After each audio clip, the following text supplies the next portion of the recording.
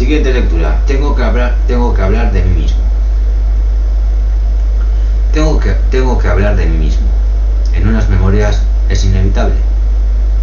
Además de mi apatía e indolencia, exagerada un tanto por mis convecinos, los luzarenses, para presentarme como un tipo estrambótico, soy un sentimental y un contemplativo. Me gusta mirar, tengo la avidez en los ojos, me quedaría contemplando horas y horas el pasar de una nube o el correr de una fuente. Quizá viviendo en tierra se hubiera desarrollado en mí el sentido musical, como en muchos de mis paisanos.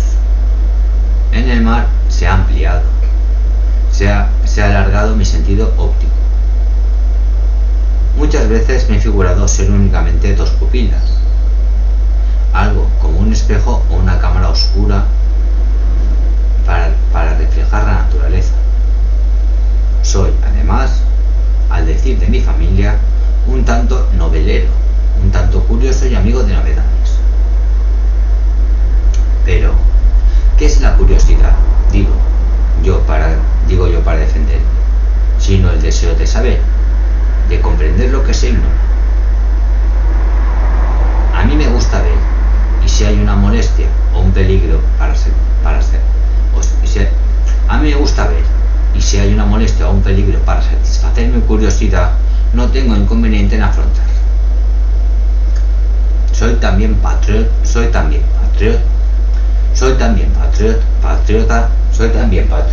a mi modo, sin sentido tradicional alguno. No conozco la historia de España y realmente no me preocupa gran cosa. Es que me está doliendo el dedo índice un montón izquierdo.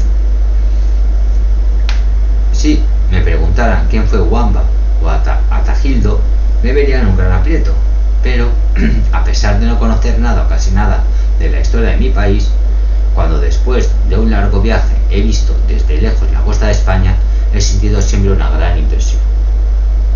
El recuerdo de la patria y sobre todo de Lúzaro, de este rincón de la costa vasca, donde he nacido y donde vivo, ha estado siempre presente en mi espíritu.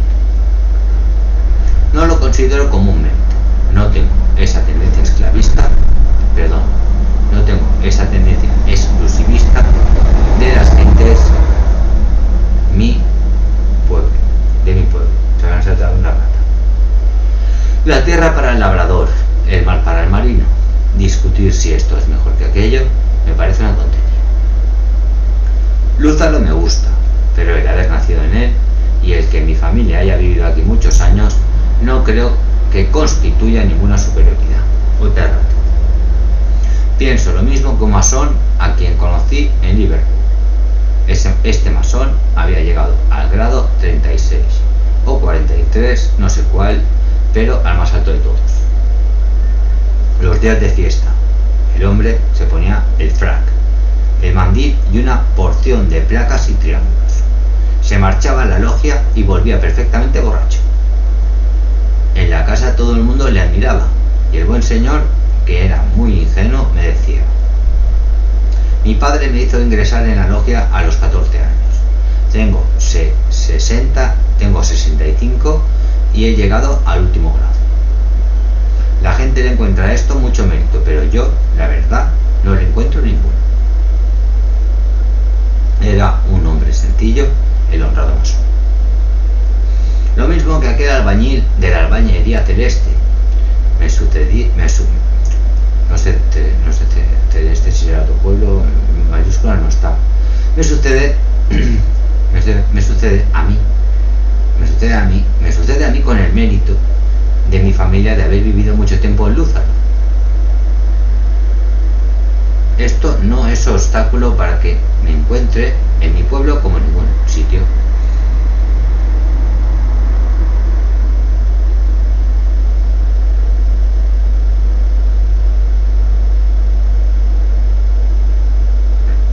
Que el albañil le sucede a él en el mérito de haber vivido en su pueblo, al albañil. Muchas veces en mi camarote, navegando por el Atlántico, por el mar de las Indias, al pensar en Lúzaro, sentía el recuerdo inmenso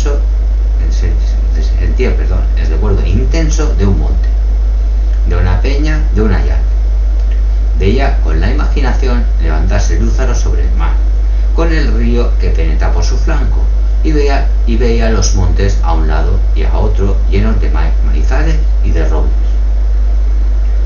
Entonces me gustaba cantar en voz baja zorcicos y sones de tamboril, y al oírmelos a mí mismo creía andar por las callejuelas de mi pueblo, oler el olor del heno, contemplar las rocas de Ízara azotadas por el mar y el cielo azul pálido surcado por las nubes blancas. ¿Se comprende mi entusiasmo por Lúzaro? Soy de aquí, y de aquí es toda mi familia. Además, mi vida se puede clasificar en dos periodos: uno, el pasado de Lúzaro, en el cual me han ocurrido los hechos más trascendentales y más agradables de mi existencia; otro, en el mar, en el que no me ha sucedido nada, por lo menos nada bueno, y en que he vivido con el corazón frío y la retina impresionada. Mi familia ha sido de Lúzaro y ha sido de marinos, sobre todo por parte de mi madre, por los Aguirres. La genealogía marítima es abundante y acaba. Mi madre, Damián de Andía, fue también capitán de barco. Mi padre, Damián de Andía, fue también capitán de barco. Murió en el mar, en el Canal de la Mancha. Una noche cerca del Finisterre inglés,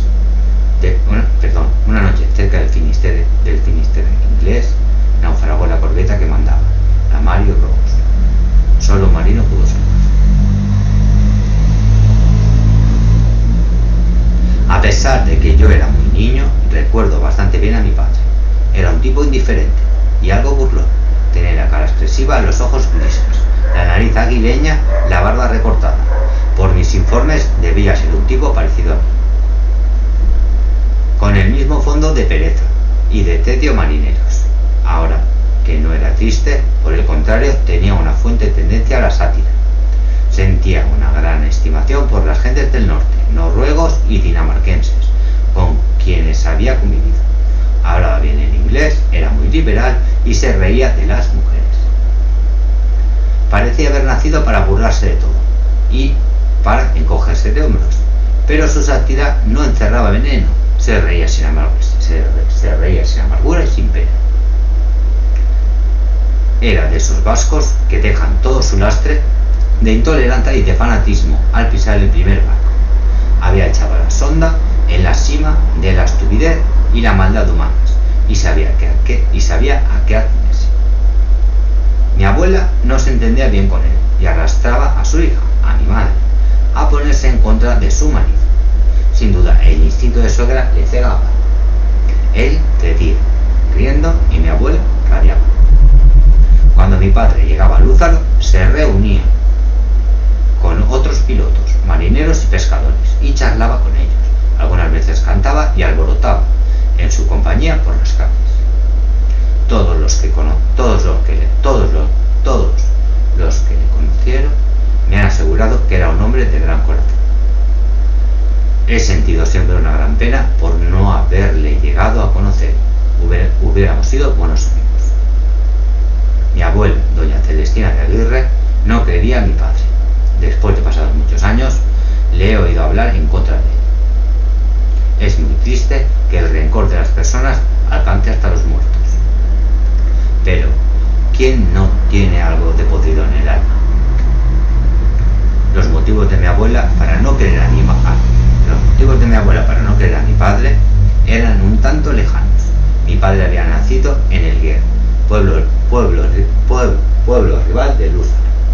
Para mi abuela, las 3,5 millas de costa que hay entre Lúzaro y Elguera separaban dos mundos aparte: la seriedad de los de Lúzaro, la petulancia, volubilidad y fatuidad de los del Elguera. Volubilidad y fatuidad de los de Elguera. Otra causa de enemistad de doña Celestina para su yerno provenía de ser mi abuela paterna hija de un quincallero suizo establecido en el Viejo. Doña Celestina había conocido a la hija del quincallero en su juventud, el quincallero suizo, cuando las dos eran solteras, y parece que se desarrolló entre ellas una gran antipatía. Para doña Celestina, la sangre del quincallero suizo me ha perdido. El bazar, con sus aros y sus pelotas de goma, ha perturbado la marca del severo barco con sus velas y sus anclas. Mi abuela me dijo muchas veces de chico que yo salía a mi patria. Entonces no podía comprender bien la terrible acusación enterrada en esa mente.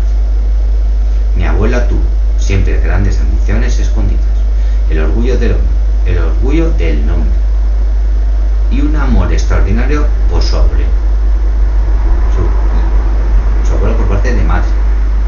Para ella, la familia de los Aguirres constituía lo más selecto de la raza, y la profesión de marino, por ser la más frecuente entre los de su estirpe, era aristocrática y distinguida por excelencia. Aunque su yerno era marino, no le tenía una gran afección. Doña Celestina, en su fuero interno, debía suponer que las demás familias de Lúzaro, exceptuando 2 o 3, habían nacido como los hongos entre la hierba, o que quizás sus individuos estaban modelados por el fango del río. Su abuela era del otro pueblo. No era fácil convencer a mi orgullosa abuela de que no tenía precisamente una gran trascendencia para el mundo el que un Aguirre apareciera o no apareciera en Lúzaro en el siglo XV. A doña Celestina le parecía todo cuando se refiriese a los Aguirres de una capital importancia, y no sentía ningún escrúpulo en mentir, si era para mayor gloria de su familia. De vivir hoy, ¿cómo se hubiera indignado la buena señora con las ideas del médico joven que tenemos en Lúzaro? Este médico es hijo de un camarada de mi familia, es hijo de un camarada de mi infancia, del piloto José Mari Recalde. Nuestro joven doctor se entretiene ahora en medir cráneos. Se ha medido en el osario del Campo Santo. Se ha metido en el osario del Campo Santo y allí anda, ayudado por el enterrador, llenando de perdigones las venerables calaveras de nuestros antepasados, pesándolas y haciendo con ellas una porción de diablos. Recalde tiene talento, ha estado en Alemania y sabe mucho, pero yo, en verdad, no creo gran cosa en sus afirmaciones. Puede ser frenón. Según él, en la raza blanca no hay más que 2 tipos, el cabeza redonda y el cabeza larga, Caín y Abel. El cabeza redonda, Caín, es violento, orgulloso, inquieto, sombrío, minero, aficionado a la música. El cabeza larga, Abel, es tranquilo, plácido, inteligente, agricultor, matemático, hombre de decencia. Caín es salvaje, Abel civilizado. Caín es religioso, fanático, reaccionario, adorador de dioses. Abel es observador, progresivo, no le gusta adorar, y estudia y contempla. Para Recalde, yo soy todo lo contrario de lo que era mi abuela. Según el doctor, la sangre de los Aguirres me ha estropeado. Sin la nefasta influencia de esa raza violenta de Caínes de cabeza redonda, yo hubiera sido un hombre de un tipo admirable. Pero esa sangre inquieta se ha cruzado. Usted, me suele decir Recalde, es uno de los tipos verdaderamente europeos que tenemos en Lúzaro. Su abuelo, el suizo, debía ser un dolicocéfalo rubio, un germano puro, sin mezcla de celta ni de hombre alpino. Los Andías son de lo mejor del Gueda, del tipo ibérico más selecto. Lástima que se cruzaran con esos Aguirres de cabeza redonda. No te preocupes por eso, le suelo decir yo, riendo. No me he de preocupar, replicaré. Si usted fuera uno de esos bárbaros de cabeza redonda como mi padre, por ejemplo, yo no le diría a usted nada. Pero como lo es, le recomiendo que tenga usted cuidado con sus hijos y con sus hijas. no les permita a usted que se casen con individuos de cáncer. Verdaderamente sería el colmo de lo cómico impedir a un hijo que se casara con una buena muchacha por tener la cabeza redonda. Pero no sería menos cómico oponerse a un matrimonio porque el abuelo del novio o de la novia hubiese sido en su tiempo zapatero quincallero. En estas cuestiones los jóvenes suelen tener mejor sentido que los viejos porque no atienden más a sus sentimientos. Supongo que los viejos. Contaba una criada de mi casa, la Ñure, que un indiano rico de su pueblo, exnegrero, que estaba muy incomodado porque su hijo quería casarse con una muchacha pobre, hizo a la chica esta advertencia: yo, como tú, no me casaría con mi hijo. Ten en cuenta que yo he sido negrero y que en mi familia ha habido 2 personas que fueron ahorcadas. Eso no importa, contestó la muchacha. Gracias a Dios, en mi familia ha habido también muchos ahorcados. Aguarda. Realmente esa muchacha discurrió muy bien. 4. La casa de mi abuela. Mi madre y yo vivíamos en una casa solitaria, a un cuarto de hora del pueblo, al lado de la carretera. El sitio era alto, claro, abierto y despejado. La casa tenía balcones a 3 fachadas. Desde allí dominábamos toda la ciudad, el puerto hasta la punta de la atalaya y el mar. Veíamos a lo lejos las lanchas cuando entraban y salían, y por delante de nuestra casa pasaba la diligencia del Guera, que se detenía en la fonda próxima. En el mirador central de esta casita nuestra transcurrieron los primeros años de mi infancia. Los días de temporal, más que una casa, parecía aquello un barco. Las puertas y las ventanas golpeaban con furia. El viento se lamentaba por las rendijas y chimeneas, gimiendo de una manera fantástica, y las ráfagas de lluvia azotaban furiosamente los cristales. En la casa vivíamos 3 personas, mi madre y yo, y la vieja que había sido nodriza de mi madre, a quien llamamos la Ñure. Me parece que estoy viendo a esa vieja. Era flaca, acartonada, la boca sin dientes, la cara llena de arrugas, los ojos pequeños y vivos. Vestía siempre de negro, con un pañuelo del mismo color en la cabeza, atado con las puntas hacia arriba, como es uso entre las viudas del país. No creo que la Ñure llegase a decir 2 palabras seguidas en castellano, pero en cambio se expresaba en vascuence con una rapidez vertiginosa, en tono de la persona que reza. La Ñure tenía una hermana, la Josefa Iñasi, que era al mismo tiempo cerora de la iglesia y la mujer del sacristán. La Josefa Iñasi vivía en una casa antigua y negra, próxima a la parroquia y dependiente de esta. Como el sacristán era un simple, la cerora, disponía lo que había de hacerse en los altares y el color de las casullas. Constantemente estaba consultando el añalejo. Cuando yo iba a casa de Josefa Iñasi con la Ñure, solíamos meternos en la cocina y hacíamos hostias pequeñas y grandes, echando un poco de harina y agua en una plancha y calentándola al fuego. Mi madre se pasaba casi todo el día con mi abuela. Las hostias se hacen, son obleas. Con mi abuela, pero no quería ir a vivir con ella, conociendo de sobra el carácter dominador y absorbente de doña Celestina.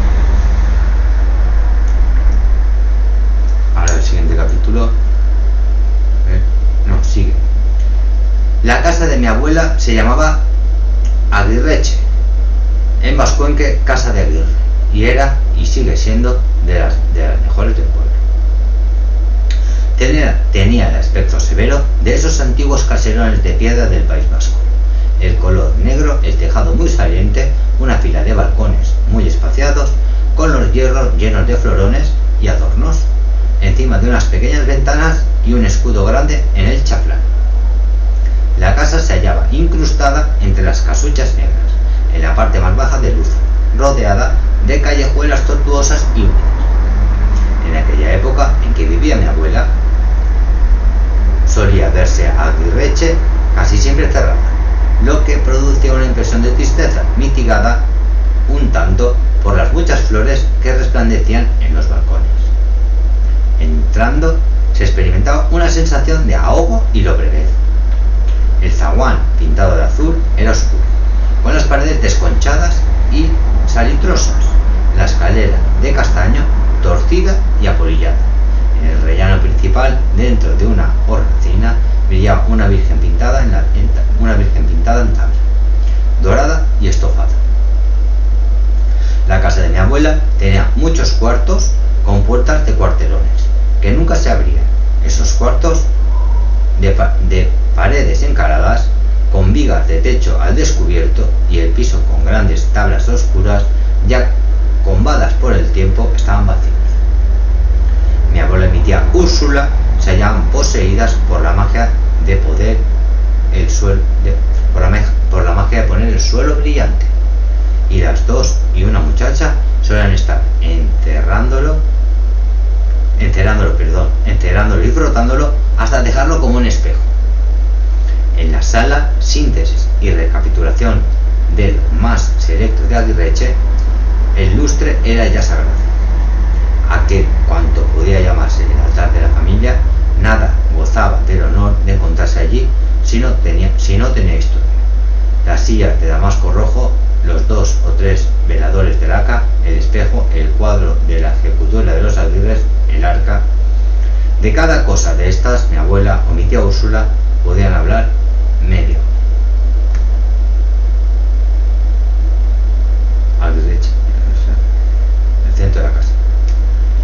Del techo de aquella sala colgaba una fragata de marfil y de ébano, con todos sus palos, sus velas y sus cañones correspondientes. En el sitio menor, encima del sofá, se veía un dibujo iluminado. Representaba un barco luchando con las olas en medio de un temporal. El capitán aparecía atado al palo mayor, dando órdenes, y sobre el mar embravecido se veían tablas y cubos. El barco era la Constancia, la fragata que mandó durante mucho tiempo el padre de mi abuelo.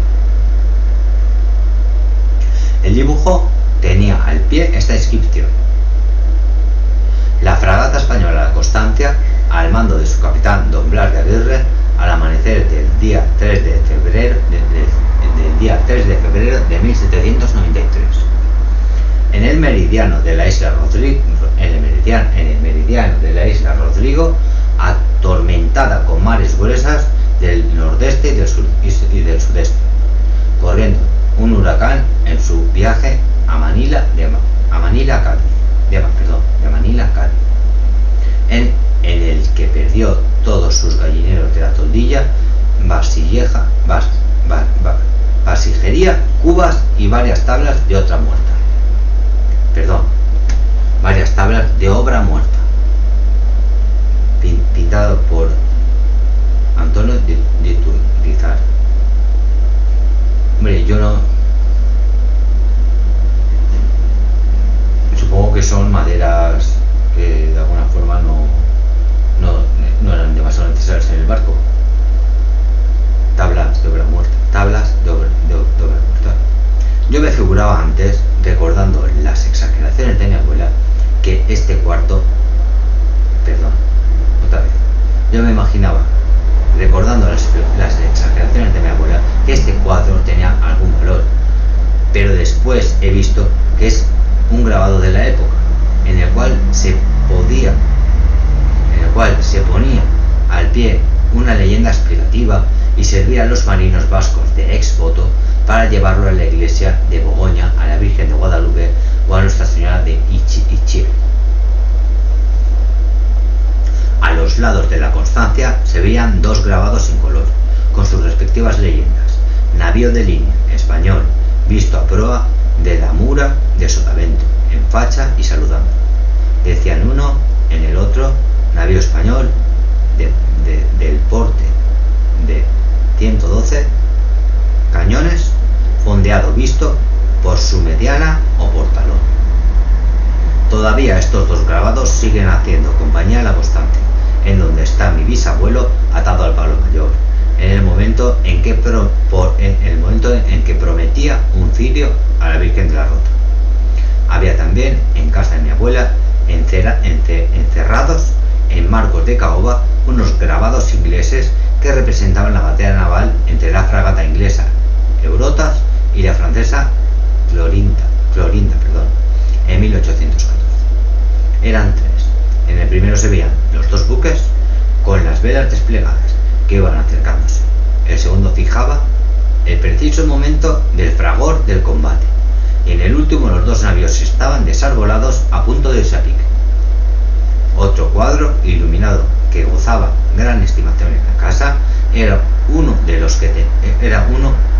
que tenía en medio la rosa de los vientos y a los lados todas las banderas, gallardetes y matrículas del mundo.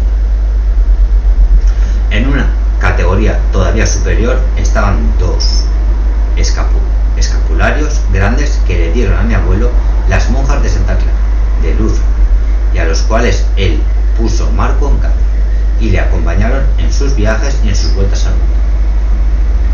Mi abuela daba una importancia tan extraordinaria a estas cosas que yo creía que eran de dominio común, y que las hazañas de mi bisabuelo eran tan conocidas como las de Napoleón o Nelson. Había también en la sala una brújula, un barómetro, un termómetro, un catalejo y varios daguerrotipos pálidos sobre cristal de primos y parientes lejanos. Recuerdo también un octante antiguo muy grande y muy pesado, de cobre, con la escala para marcar los grados de hueso. Sobre la consola solían estar dos cajas de té, de la China, una copa tallada en un coco y varios caracoles grandes, de esos del mar de las Indias, con sus volutas nacaradas, que uno creía que guardaban dentro el eco del ruido de las olas.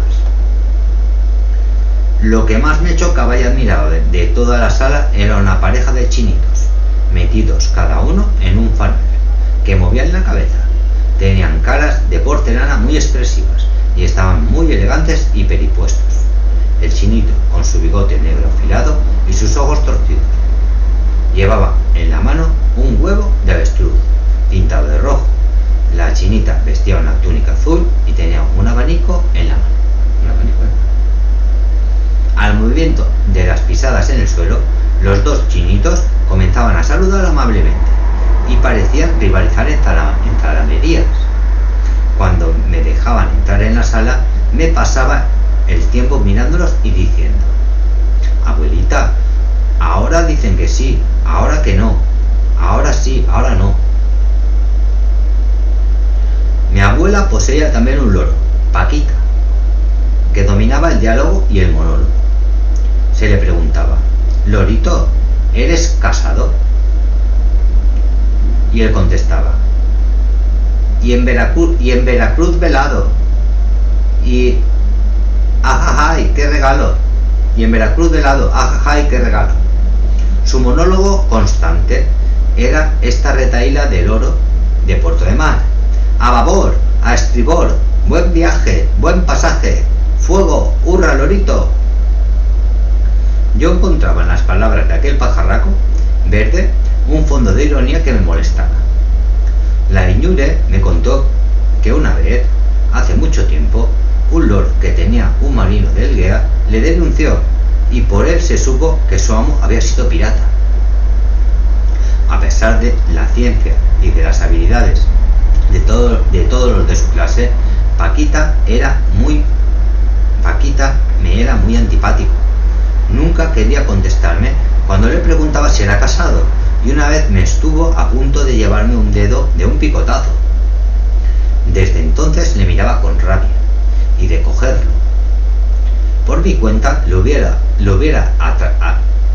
atracado de perejil hasta enviarlo a decir sus relaciones al paraíso de los loros.